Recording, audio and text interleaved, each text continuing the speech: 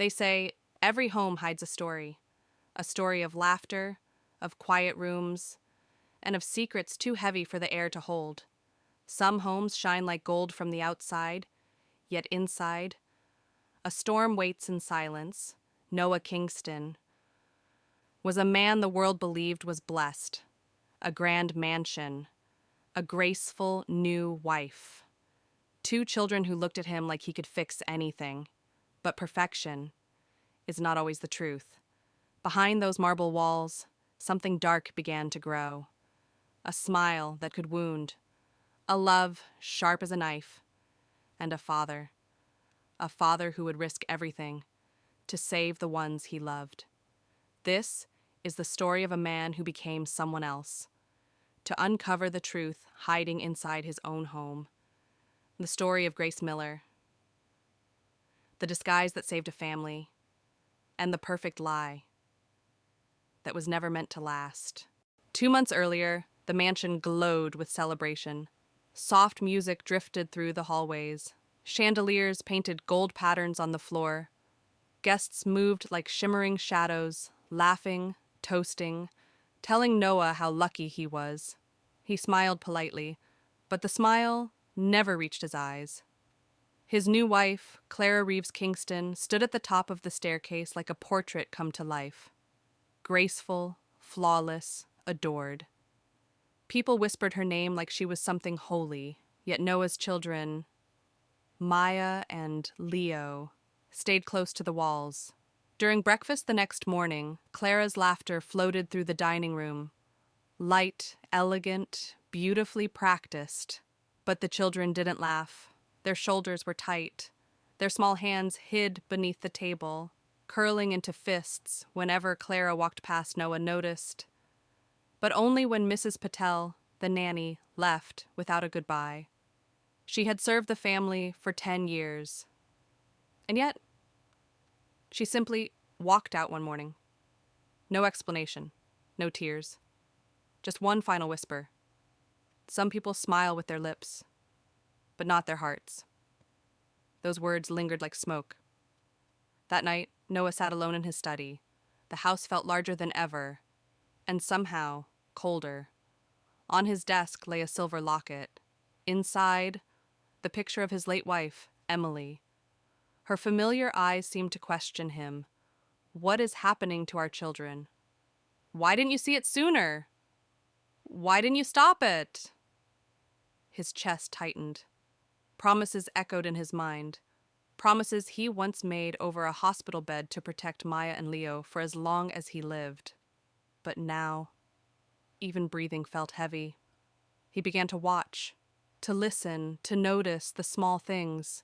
The way Leo flinched at sudden footsteps, the way Maya avoided speaking at dinner, the way Clara's smile sharpened when no one else was looking. Something was wrong. Deeply wrong. And so Noah formed a plan. Not out of madness, but out of desperation, out of love, a disguise, a new identity, a woman the world had never met. Grace Miller. When the door opened the next week, Clara greeted her new housekeeper with a polite, curated smile. Grace stood still, soft-spoken, unassuming, unrecognizable. Clara's eyes scanned her, calculating, measuring. "Follow my rules," she said, and from that moment, the perfect lie began. Grace Miller worked from sunrise to the dead of night, mopping floors she once walked barefoot on, dusting shelves that once held her family's memories. Every room echoed with reminders, birthday balloons that had shriveled, scrawlings on walls from happier days, tiny fingerprints on window glass that Clara tried so hard to erase. Maya and Leo drifted through the halls like little ghosts, quiet, careful, watching every shadow. Leo spilled juice one morning. It spread across the white tablecloth like a stain of fire. Clara's voice cracked the air. "Careless child!" Leo froze. Maya held her breath. Grace rushed forward. "I'll clean it." But her heart trembled inside her chest, a father's heart beating beneath a stranger's face. That evening, Chef Luna Morales slipped Grace a plate of warm food. "You haven't eaten all day," she murmured. Grace blinked back emotion, a small kindness, in a house where kindness was forbidden. As days passed, Luna noticed more. The bruises of fear, the silences too heavy for children, the brittle politeness Clara used like a blade. One night, Grace moved silently through the hallway, recorder hidden in her apron. Footsteps light as breath. Behind Clara's door, a chilling voice murmured, "They need discipline. Fear keeps them obedient." Grace pressed record, every word, every threat, every mask cracking. Later, Maya dropped a plate while washing dishes. It shattered across the floor. Clara's footsteps echoed, slow, deliberate, venomous. Maya's face drained of color. Grace stepped between them, head bowed, hands trembling. "I'll clean it," she whispered again. But inside, she screamed. That night, Leo found Grace repairing his toy truck.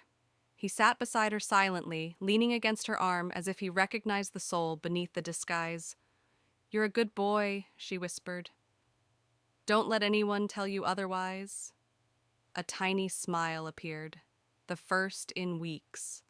In the kitchen's warm glow, Luna finally asked, "Who are you, Grace? And what's happening in this house?"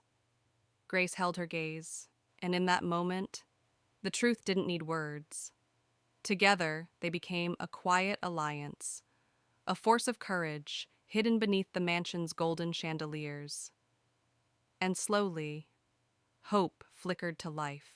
Sunday arrived, a garden party, dozens of guests, laughter polished to perfection, cameras flashed. Clara glided among her audience, her smile rehearsed, her tone angelic, but her children stood stiff beside her, their eyes begged to disappear. Then, a sharp crash. Maya's glass tumbled from her hands and shattered across the stone tiles. The garden froze. Clara's face twisted, not in worry, but in fury. "You clumsy little—" Before the words could strike, Luna stepped forward and caught Clara's raised hand. "She's a child. Do you hear me? A child." Gasps tore through the crowd, cameras focused, guests whispered. From the back of the terrace, a calm voice rose. "That's enough." Grace stepped forward, eyes steady, steps certain, and then, piece by piece, she removed her disguise, the wig, the glasses, the makeup. The crowd stumbled back in shock. It was Noah Kingston. "I've seen everything," he said softly, "and so has everyone here." He lifted the recorder. A tiny red light blinked. Clara's own voice filled the garden. Cold, cruel, undeniable. Her mask shattered. Her composure collapsed. Her empire of lies burned in the sunlight. "This is a setup!" she screamed. "He's manipulating you!" But the guests stepped away. Security moved closer. Cameras captured it all. And the queen of the mansion was led away in silence. Only the wind moved through the trembling garden.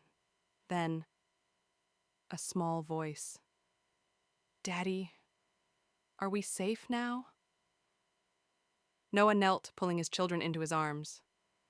"Yes, my loves," he whispered. "You're safe now."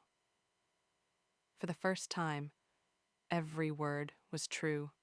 Weeks passed, and the mansion changed. No shouting, no slammed doors, no fear, only warmth, only laughter.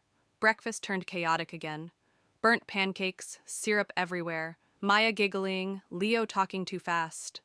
In the garden, Noah, Luna, Maya, and Leo planted flowers. The soil was dark and rich, ready to heal. "The roots will grow strong," Luna said, "when the soil is honest." Evenings were soft again, rain tapping the windows, music drifting through hallways that once echoed with fear. Noah stood by the window, watching his children play. Peace, finally settling into his bones. Upstairs, bedtime stories returned. Maya curled into blankets, Leo held his repaired toy truck close. Their dreams felt lighter, unbroken for the first time. Morning arrived with sunlight and laughter. The garden came alive. Maya chased butterflies. Leo built grand castles from mud. Luna smiled from the porch, a quiet guardian of their new life. The mansion, once a home of shadows, breathed freely again. Noah's voice whispered, "A home isn't built from marble or glass. It's built from truth, courage, and love." And under the golden light, the garden swayed gently, the leaves shimmered, and the story of a perfect lie ended in peace.